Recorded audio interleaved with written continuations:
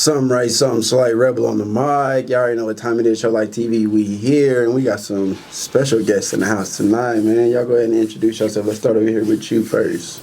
I'm Tiny Montana, Tiny Queen, the cutest thing you've ever seen. What? Come on down.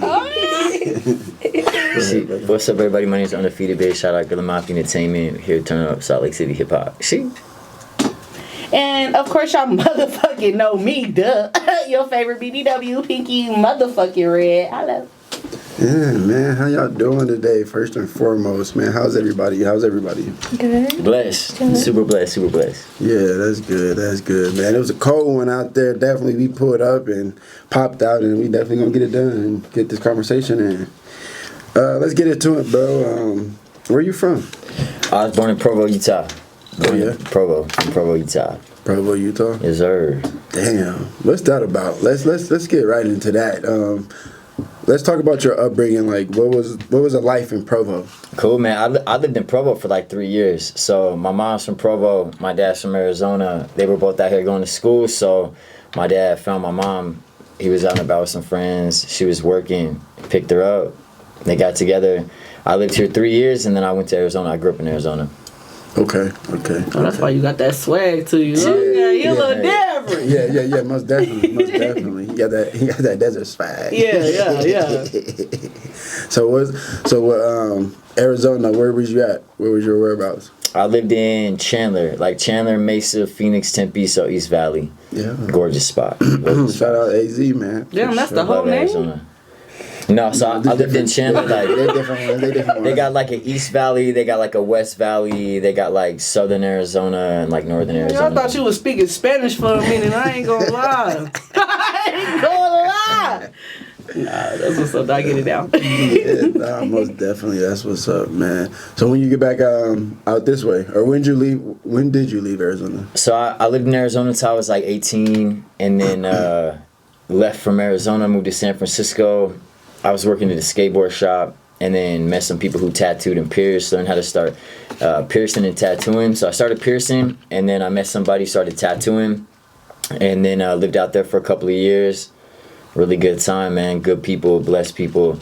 And then moved back to Arizona, turned up there for a couple of years, and met a female, moved to San Diego, lived in La Jolla on the beach. Gorgeous beach, Windansea Beach. Man, Maserati shop on the corner. Bro, couldn't be any better, real talk. And then moved back to Arizona for a couple of years, moved back out to Utah like 6 years ago. And been here ever since? Yeah. Man, been rocking out, huh? Midterm, man. It's been a good time. Came out here, started going to school, got a business degree, and then once I graduated with my business degree, then I got into Berkeley College of Music, so I'm doing now. And brother, talk about it. How important was it for you to go to school for music?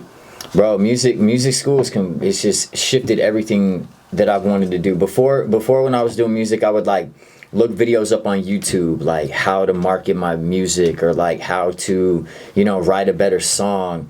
And I built a lot of like structure off of like YouTube videos, but then I got into Berkeley, bro, after I graduated with my first degree, and the connections that are made, bro. Like my sound teacher did sound for Kanye West for like 6 years, 7 years, like in his house, running speakers, like, you know what I'm saying? Travis Scott, went on the Travis Scott tour with him, did all the sound for Travis Scott, Red Hot Chili Peppers. Like, these dudes are so connected in, and like you can just feel the influence of these artists. Like when they call on their hands, and their hands like make themselves present, you can feel the presence, you know what I mean? Even if it's for 5 or 10 seconds of a superstar being that presence in your life, it's wild, bro. So it leaves an impression, but these people have been doing it for years. Like the teacher I got right now has a gold and a platinum record, and is really familiar with the market, and is able to like lead me to do things that like I could never do on my own. Like they open doors and close doors. It's crazy, bro. Play their part. Bro, huge parts of my life. See, and that's something a lot of people don't really discuss, because they either, one, fear of, whatever people's reaction may be of it, and then they get the feedback from it, and then they kind of feel like it's a negative feedback, or it's not the correct feedback that they want to hear. And it's, like I said, it's very important, man, and I'm glad that you shared that. Let's talk about the fact where you said you transitioned into from tattooing and piercing into the schooling for the music? Like, what was that transition? Like, why did you make that transition? Tattooing and piercing was cool, bro. Like I tattooed out and pierced out in San Francisco for like 2 years. Met a homie out there, and went back to Arizona after I apprenticed for like a year and a half and tattooed as much as I could. But I was still really young, bro, and it was like all about. I had a passion for it, but I had no plan. You know what I mean? Right, so it wasn't right. like I didn't wake up every single day and like practice my drills. You like, for an example, be like basketball, bro. Like you go to basketball practice, you know you're gonna start out by running, you're gonna do bounce passes, you know what I'm saying, you're gonna do layups, you're gonna do jump shots, and then at the end you're gonna run and play it, and you're gonna scrimmage every single time you go to practice, right? So like if you wake up every day and you're a tattoo artist, you're gonna do the same shit. You're gonna draw every single day, you're gonna practice, you know, tattooing somebody every single day, you're gonna draw a new picture, and it's gotta be like that day in and day out. But with me, it was like, bro, I'll tattoo and I'll have fun. We'll just turn up, we'll make some music, and we'll smoke some weed, and we'll just like party, have everybody come over to the spot. You know what I mean? So I just didn't have a plan, bro. So it was cool as shit, and it lasted for 2 or 3 years, but it just, no plan to it. You know what I mean? So we transitioned. We were doing music, which is a good time, and we did music for a while too, in that whole situation. And then it was just, you know, got into some different focuses in life and whatnot. Right. It was like, it's time to go. Yeah, but switching into music and switching into school was like something that I got to the point where I was tattooing and piercing, and there's a lot of people that make a lot of money off of those situations, but they're very business minded, and at the time I wasn't. So I got to a point where I was like, man, I'm ashamed of my education, I'm ashamed of my health, I'm ashamed of what I'm doing in life. Like, this is not what I want. So somebody was like, you should go back to school, bro. Like, I'll make it available for you. If you go to school, I'll make it available. So I was like, you know what, bro?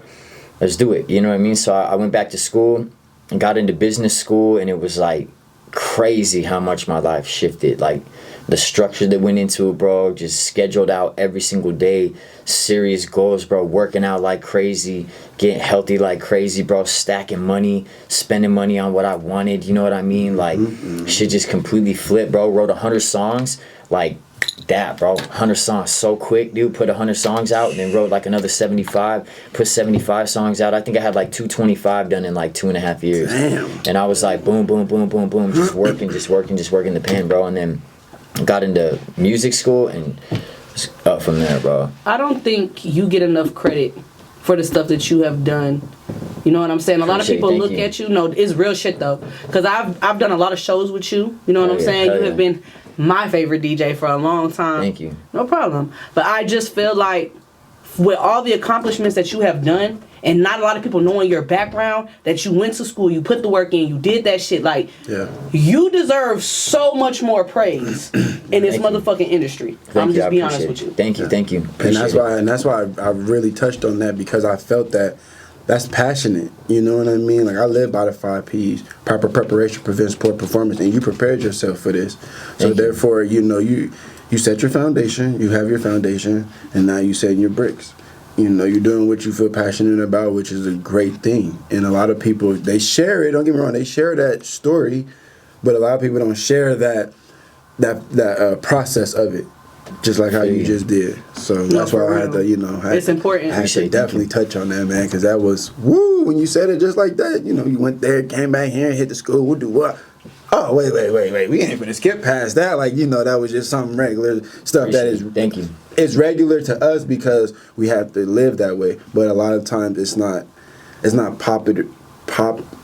Yeah, it's not popular in society nowadays to be like, oh yeah, I set it up like this. I just hopped up and did it. I will say, I feel like a lot of people who don't take the extra mile that you take, they try to make fun of it. Like, oh, you have an education. Oh, you're not a real rapper. You're supposed to just have it. You're just supposed to have it. No, bro. Like, you got it and you took it a whole other step. And I feel like people who make fun of shit like that or have something negative to say about that, they take it for granted. They're stupid and they're not gonna go far. I look at a lot of artists, right, and I look at their career paths and I look at what they're doing, and they're doing a lot of great things, bro. Like, they're doing shows, they're putting out music, they're, you know what I mean, selling tickets when they can sell tickets, put out music videos, but there's no momentum to what they're doing. There's no structured momentum. You know what I mean? You've got to create an opportunity. If you put out a song, you got to create some type of momentum. You got to put out a song with a music video and a merch shirt, and then you got to put out a tour, and you got to build that whole entire experience off of this new single or album. And once you create the experience and you allow people to experience your music, you got to go engage. Yes. You know what I mean? Yes. And that's something that I need to strengthen out a lot better, but then you got to go engage with the people who have heard and seen what you're doing. And once you engage, you can start to create relationships and sell things. And then from that point, you start to branch out into other states, other opportunities, other shows. And then it starts over again. You create another song, you create another merch sheet, you create another tour, you push that tour, create an experience, you create an engagement, then you create more opportunity. You know what I'm saying? So it's this cycle of momentum. And when they see artists that have something in a niche market where they're dialed in on who they want to talk to and what they want to speak to people, you create something that people can't stop you from doing. You know what I mean? It's a momentous idea of business, and it's, you get an ROI from it. You get a return on your investment. You know what I mean? So there's a lot of raw talent, but that momentum is crucial. It's crucial. Earlier we was having a conversation, you know what I'm saying? Yeah. You was telling me about how, like, the stuff that you rap about now, you have definitely elevated from, like, the regular trap music, the regular, you know, party music. Like, you're doing something that is completely new to the game. Yeah. Can you elaborate on what that is? So I think a lot of it changed when I first started taking my first lyric classes. Like, there's this incredible book called Writing Better Lyrics by this dude who's just super famous at Berklee College of Music. And he talked, one of the first things that they talk on is rhyme types and cliche rhymes. So rhyme types, like, you've got perfect rhyme, like cat, bat, sat, right? They're all perfect. There's no tension. They all rhyme perfectly, right? But you've got something that's like bar and start, right? So there's a little bit of tension because bar and start, they don't rhyme perfectly, and there's tension, but the opportunity for you to rap bar and start is so far from bar, par. You know what I'm saying? It's, everybody's used those same words. You can go through and hear a million songs that have those perfect rhymes, and it's just the same. Dude, I'm bored every single time that we hear the same rhyme over and over. You know what I mean? And then it goes a step further with cliche idea. You know what I mean? Like the cliches, like, I'm heartbroken. Like, heartbroken is a cliche, right? Because everybody knows your heart really doesn't break. You know what I mean? Your heart is not broken, but it's a cliche, and everybody's used it. It's been put in a song over and over and over. So the idea of perfect rhyme and cliche rhyme being put into all of these songs, it's like rappers are doing the same thing and saying the same thing, and they're using the same cliche rhymes in a lot of situations. And I looked at my music and I was like, damn, bro, I got a lot of cliche rhymes in my shit, bro. I was like, I gotta change doing this, bro, because like I started catching on to like all the cliche shit, and so it changed my focus. And then it really got into like momentum writing and telling a story and creating idea. And I was working a DJ event at who you guys know who CJ is, right? CJ's got that big place down on like 45th. So I was over there and there was a DJ and he was like, bro, have you ever heard of Memphis Funk? And I was like, no, bro, I never heard of Memphis Funk. He was like, check these beats out, bro. I think you spit all over these beats. I was like, all right, cool. So he threw some Memphis Funk on. I was like, it's crazy. You know what shout I'm out saying? to Memphis. Hell yeah. You know what I'm saying? So it's completely different. Like, it's not like super trap and it's not like super hood. It's more like, it's like Memphis, but it's like new age. It's like Motown, you know what I mean? in a way. You have to hear it. Like, my new single is a Memphis Funk beat. But it really pushed me towards Memphis Funk. And then there's a lot of new age artists like Rich Amiri and Tana, and artists that are like really high upper echelon, talking about Eliante diamonds and Rolls Royces and $1,000 plates. You know what I mean? Going out to eat, like, you know, elite shit where I'm trying to be at. Like, you know what I mean? In my mind, I'm trying to reach that elite level, and it's there. Like, it's there for habitation. If it's in my mind and it's something that I desire, it's already created. You know what I mean? So like, I'm trying to habitate that area, you know? So the music, the songs, it's all about like elevation, you know, competing and getting to that next level. Because, like, I don't mean to go on about it, but you got an artist, right, who wants to write a song. So they write a song.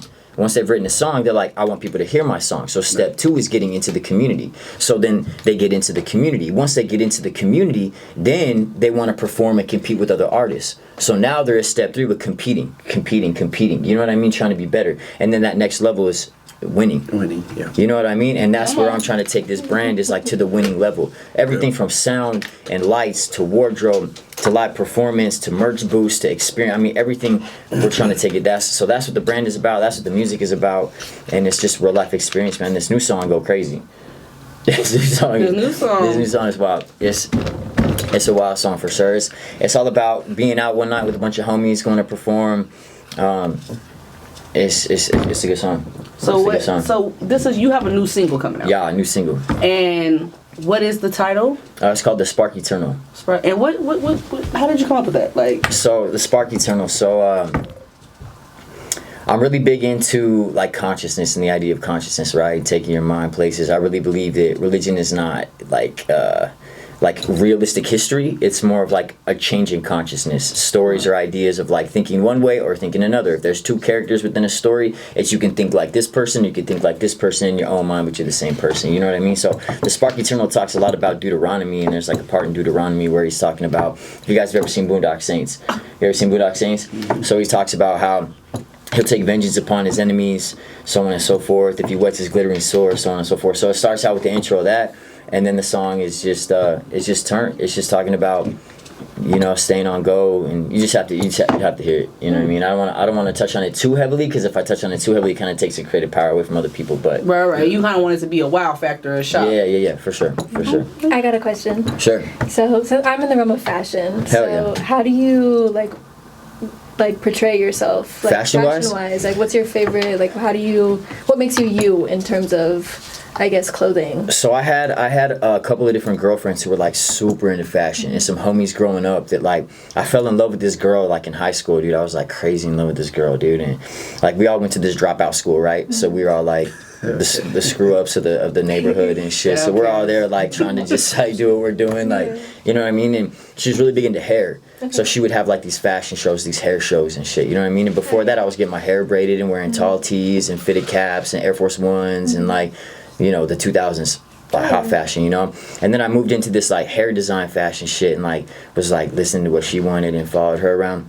So I got a little bit of like the scene type situation that was brought into my life. And then I started getting big into like high fashion when I moved to San Francisco. People were introducing me to like designer denim, and like I worked at Nike Town where there's like 7 floors of Nikes. There's like designer like custom made shoes and shit. And I was like, yo, this shit's crazy, bro. So I got big into like designer denim and Nikes and shit. And then I got really big into like higher echelon denim again. So like I really love Amiri denim. Okay, like cool.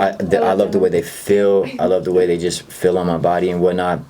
And then just classic Nikes. And sometimes I'll buy like Givenchy shirts, or I'll buy like some Chrome Heart shirts or Chrome Hearts hats, some shit like that. Or I'll just keep it like real plain, like just a white tee, pair of Amiris, and a fly ass hat that matches my shoes. You know what I mean? So really, there's a lot of new wave fashion, like Rich Amiri and Tana and these guys, like they stay super clean, but it's a lot of like leather jackets and like high up echelon shit. You know what I mean? We're like $1,200 on a Chrome Hearts jacket. Like that's shit crazy. That shit dope as hell. So you know what I'm saying? But super fly. Nothing like So like I got a lot of respect for a lot of like the higher end fashion, and there's like a lot of idea that goes into it. You feel me? But on a daily basis, I just rock like a I feel like fashion and rap just go together. I feel like, Hell yeah. It's like you have to.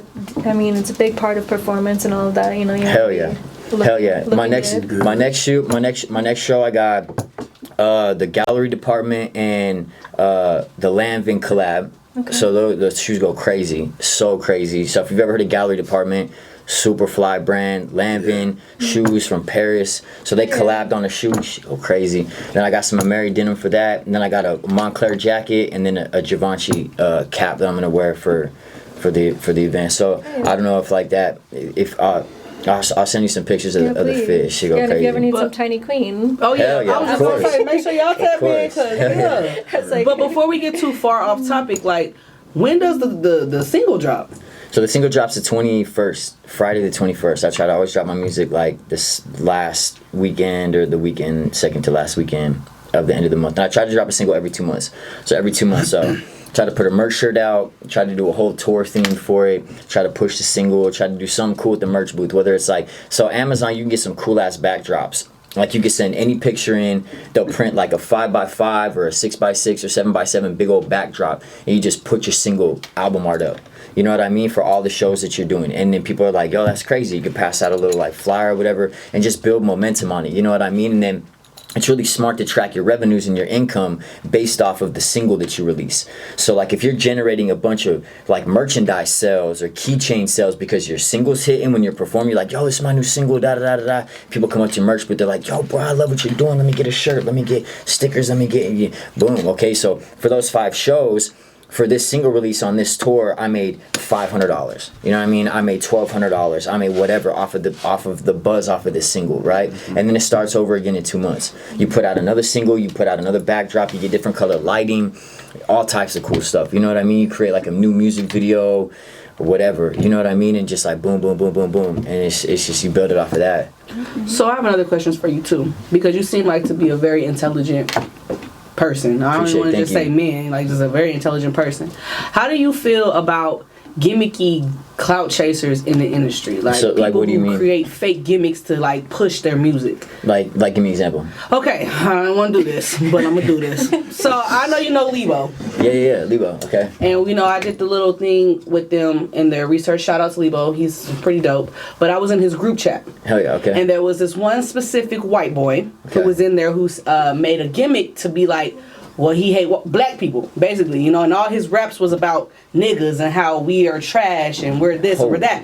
And it got him a lot of followers. You know what I'm saying? But that was his gimmick to be able to become in the industry. Yeah. How do you feel about people who use gimmicks to get ahead?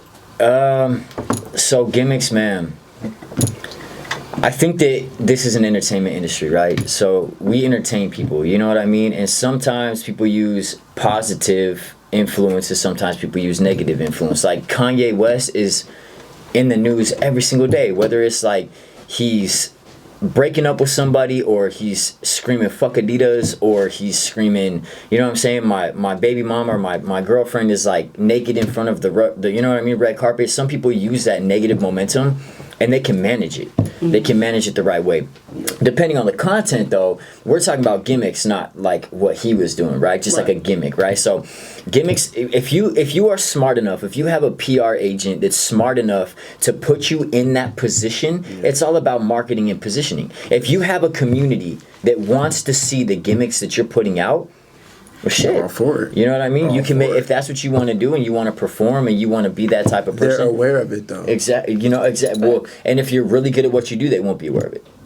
You know what I'm saying? And Like, but in a sense, yeah, because okay, let's go back to these young up and coming artists that's not black and using the word nigga, for instance, and now they're getting all of these followers. You get certain rappers that get all these followers because they rapping with the word nigga in it, and then you got some of these rappers who's like, I don't accept that. That's not okay. But then you go talk to them behind scenes, and they're like, oh, well, I don't even like using that word like that. Feel you. So I think it breaks down to each individual situation, bro. I mean, growing up, different strokes for different folks. Growing up with me, I had friends that were like, bro, if you don't speak that way, like, we are not brothers. Like, you are my, you know what I mean? So Yeah, they 100%. would expect it of me in multiple situations. But nowadays, in 2025, I mean, all races are using the N-word, bro. 100%. Mexicans, Yes. Asians, black people, Australians. white people, everybody. Let bro. me tell y'all right now. It has become a community word that means friend or brother, or it's a slang word that no longer hold in hip hop, at least. And I think, Well, that's exactly where it holds in hip hop. It came from that. But I because feel like if there's that, though. and I feel you. You know what I mean? I think that people have a different opinion on it. I think that people definitely think, you know, and some people hold it very close to their idea of racial identity or respect, or this is something that we use in relation to each other for whatever reason, for whatever cultural purpose. You know what I mean? So I think it's each individual situation, bro. And I think that if people choose to use that word, they're probably within a community of people that allow it. You know what I mean? But you guys gotta also take into accountability, right? When we go back to talking about, well, first of all, happy Black History Month. Let's go ahead and put that out there. Black History Month. But you know what I'm saying? A lot of people do see it as a friendly word. You know what I'm saying? Yeah. But you got to think about it. We live on different sides of the earth, right? You go to the South, guess what? They're still dealing with racist ass shit. You know what I'm saying? Then we come to the west side and west side. What's up, my nigga, you know what I'm saying? Like, they don't experience the shit that they're experiencing over there, so it hit different. Yeah. When it's here, it's that's my nigga, that's my dog. I fuck with him. Da da da da. When you go there, guess what? They still getting lynched. So it hit different. You feel what I'm saying? People can just shut that off too. That are using it outside of exactly. Be with your friends. They can just all of a sudden decide not to have that persona, that mentality, that whatever. And intention too, right? Intention. If somebody comes into the situation and they're like dropping the N-word in a derogatory term and they're like, wow, like some lynching shit. Yeah. It's completely separate from the idea of like 9 out of 10 of my friends are African American and they all call me the N-word in a friendly way. You know what I'm saying? And so they're approaching me in the situation be like, yo, undefeated, what's up, man? You know what I'm saying? Like, that's completely different than somebody walking up and being like, I'm gonna kill you. You're a nit. Crazy. So I think it's community. I think it's community. I think that it's whoever your friends are. And if somebody has a problem with that, I mean, I think it's gonna come down to the community that people are around. You know what I mean? And people will, you know, grow and change and like fall into what they. I got a problem with it. I don't give a fuck if you white and you a hip hop artist. Don't fucking say that word. If I don't know you, we're gonna beat your ass, and that's just on my mama. But off the top of that shit, even with them saying it in a friendly way, what I was specifically saying about the gimmick shit, this person in particularly did not say it in a friendly way. It was specifically about how black people should not be able to do anything. They should just be slaves. They should still just that black men don't love their kids. Black men, you know what I'm saying? It's a lot of stereotypic shit, and they use those gimmicks to get these followers. You get what I'm saying?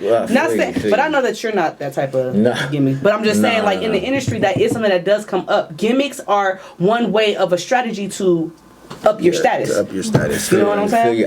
I think that it can be played great ways. I think that if it's the right way, you can play a gimmick in an incredible way. And I think that it's entertainment, right? Like people come to shows. They come to shows because they want to see music. They want to see live performance. But 8 out of 10 people are just gonna sit there with their arms folded and watch the show. They want to be at the show, but they don't know what to do. You know what I'm saying? They have no plan. They plan to show up and watch the performers, and some of them sing along, some of them have a good time, and other people just stand there. And that's all of us, honestly. And so you gotta. I'm throwing this as an octagon. I don't know what y'all talking about.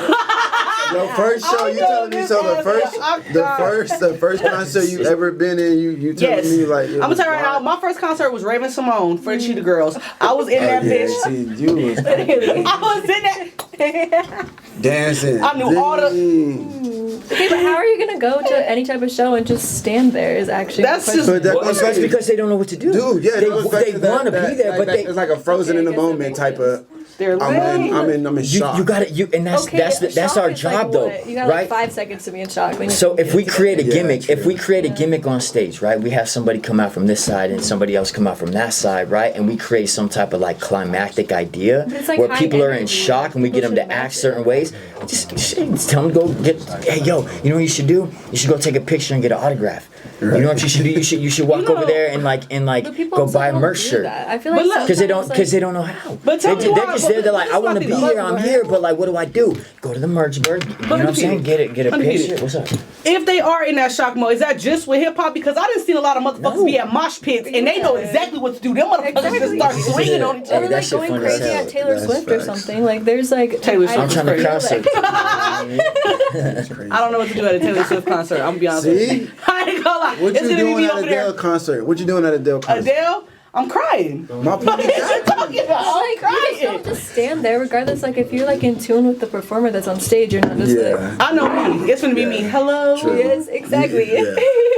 9 times out of 10, you know who the performance is if you're there. But if they can spin the gimmick and they can make money off it, and they got the publicists to help do that, they got the PR to do it and keep it going, bruh. You make millions. You're making millions. It's not all publicity is good publicity. Like we were talking about earlier, like you could feel somebody's momentum, you could feel somebody's intention, you could feel if somebody's music is like really resonating with what they believe, then the communities are already there. Like you just got to find your community. You don't build a community, the communities already exist. Yeah. So if you got a community that's gonna run off your gimmick, shit, it's something for everybody. If you find a community that's really gonna connect with your lyricism, you gonna connect. Yeah. You know what I mean? Like, That shit is like butter. Let me know hey, that. I'm all for it. Hey, if you tell me to pull up in a Rolls Royce and hop out with somebody special, and you gonna put some type of shirt on me, and I'm gonna get paid $50,000 because it's a gimmick, shit, where's my 50 grand? Oh, my mama. Give me that 50 grand. I'll hop out that car. I'm gonna pull up with whoever. I'm gonna put on a jacket, and obviously I'm gonna want it to resonate with my brand. But damn, bro, like. Correct. 50K. I might just have to put my play. morals I'm gonna to make the that side. play. I'm gonna down. make I ain't gonna lie that to you. Shit. Females do it all the time. We be like, I'm not a hoe. You said 100K? You said what? All right, Mr. I'm gonna fly Hefty. you out, baby. Don't I'm worry. ready. Look. So I feel like with men, it's a lot more different, or like race. It's always going to be a little bit more different. But women, we do that shit all the time, gimmick or not, baby. I'm gonna make that money. Okay, I'm gonna make that bread. Let's And talk I about take some food other. stamps. Oh, sorry. About No, I'm good. No, He said you. that makes some what? Look. And I take food stamps. Okay. Okay, look at that. Yeah. Let's talk about some of Like your that, past guys. events before we wrap it up and get up out of here. Hell yeah. Let's talk about your most recent past ones. You said you was in Vegas.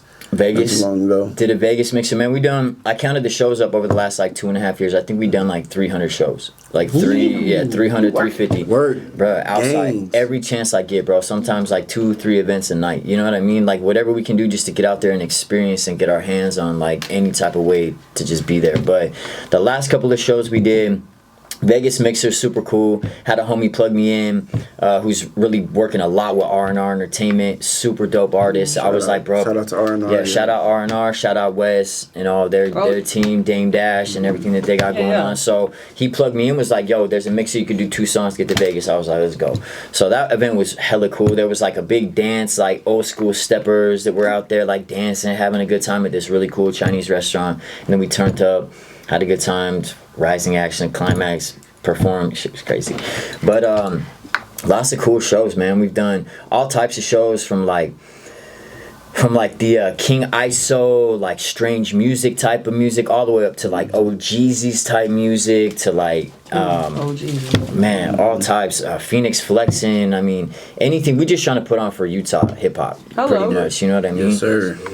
So just whatever we can do to be in the community and try to build structure for people so that they can like make their dreams financially possible. You know what I mean? I really want to see artists come up and have opportunities where like they're making money off merch, they can sell their features, they can sell their music video features, they can do all that.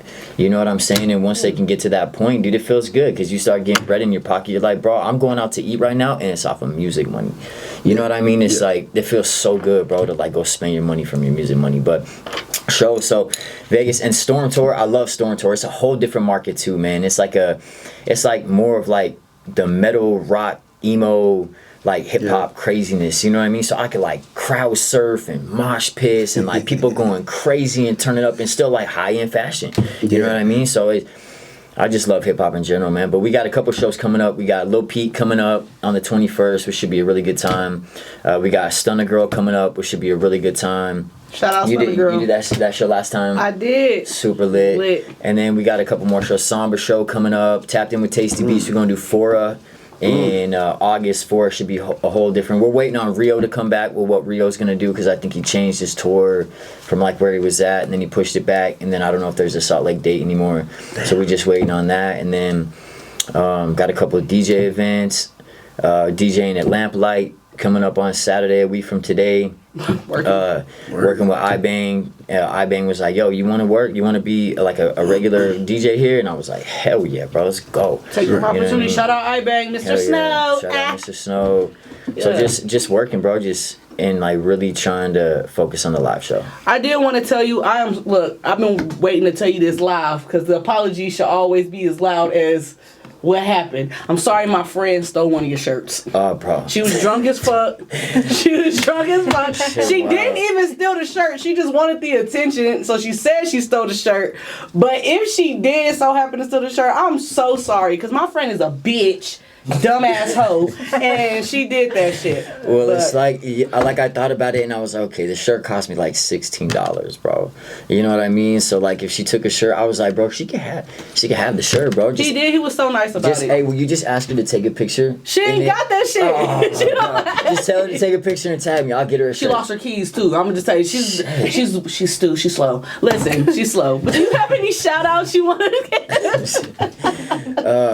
Before for your shout outs, do you have any advice as far as upcoming DJs or any music advocates that want to start up their music, ventures? Yeah, so make sure that you pick 2 or 3 core values which you stand on, whether it's community engagement or it's courage or it's being solid, whatever that means to you. Pick 3 different core values. Live on those core values. Create some type of momentum, right? Put out a song. Let people experience it. Go engage with people and sell it. Go book a show and then drop a new single. Go experience. Let people experience it. Go talk to people about it. Go book another show. Go drop another single. Build that momentum and allow that to be the catapult into your bigger goal, your ultimate goal. My biggest goal is to be, and I don't mean to put a stigma on it, but like in the genre of like MGK, Kasky, you know what I'm saying, Doobie, those types, Yellow Wolf. Yeah. My goal is to be in that niche as the greatest hip hop artist DJ in that niche in Utah by 2026. You gonna do it. And that momentum of dropping the song, letting people experience it, engaging, booking another show. You know what I mean? That momentum is gonna take me into that area of where I want to be with that big goal. You know what I mean? Yes. So I would just say, stay consistent. Make a daily plan. Every single day, get up and work on the things that you want to do to the best of your ability, and get up the next day. And everything that's going on that's hectic around you will never be able to shake you out of your daily goals. Church. Ever. Because it's going to be hectic all the time. There's going to be crazy shit going around you all the time. All day. Just follow that plan. Stick to it. You'll be successful. It's 80% business, 20% music. You hit him with it. Right. You hit him with it. Well, you got any shout outs you want to give before we get up out of here? Big shout out Gorilla Mafia Entertainment for helping me the past 4 years. Big shout out iBang. Big shout out Pinky, Show Life. Big shout out Tiny. I mean, all the homies that have been there along the way. Big shout out Storm Tour have helped shape me in a lot of ways. Man, it's just way too many people to thank. If you've ever done music with me, I appreciate you. Big love, big shout out. Big shout out all the promoters put me on. Appreciate you guys a lot. And what was that single's name again? That's finna drop? The Spark Eternal, February 21st. We outside. All right. February 21st. Y'all know what it is, man. Make sure y'all tune in and definitely tap in and let them know what's happening, man. We're going to get on up out of here. Show Light TV. It's your boy Rebel. Pinky motherfucking Red. See? Undefeated. Tiny Montana. Yeah, you know what it is. We out.